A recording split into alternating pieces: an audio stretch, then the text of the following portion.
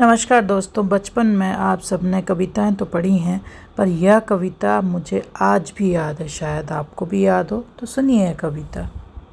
मैं आज भी अपने बेटे को यह कविता सुनाकर ही उठाती हूँ। तो बहुत ही प्यारी कविता है। जागो प्यारे, उठो लाल, अब आंखें खोलो, पानी लाई हूँ मुँह धो लो। बीती रात कमल दल फूले, उनके ऊपर भौरे झूले। चिड़ियाँ चहक उठी पेड़ों पर, बहने लगी हवा अति सुंदर। नभ में न्यारी लाली छाई, धरती ने प्यारी छवि पाई। भोर हुआ सूरज उग आया, जल में पड़ी सुनहरी छाया।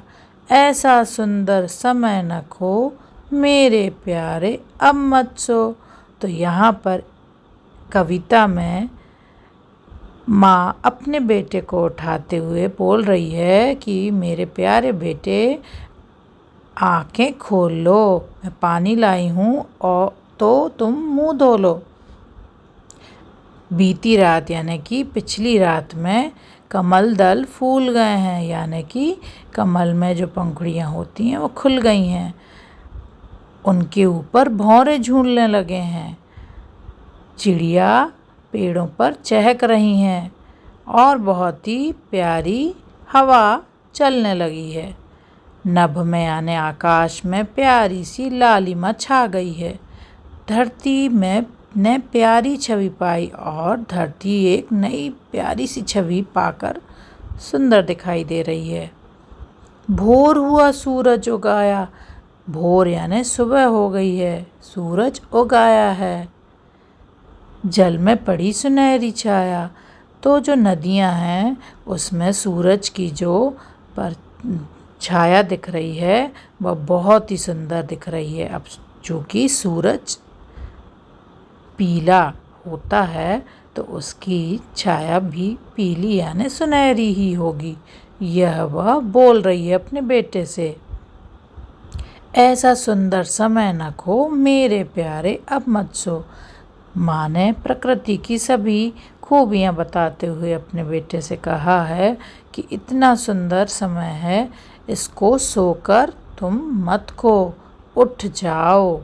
तो हम जो कविता पढ़ते हैं उन कविताओं में कोई ना कोई भाव ज़रूर होता है दोस्तों।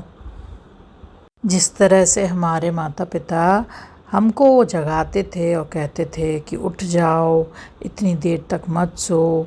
जब हम स्कूल जाते थे तब तो हमें उठना ही पड़ता था, पर जब छुट्टियां हो जाती थी तब हमको ये कहा जाता था कि सुबह जल्दी उठकर ये जो सुंदर समय होता है इसको देखो कि किस तरह से सूरज उगता है, उसको देखो, चिड़ियाँ चहकती हैं उनको देखो।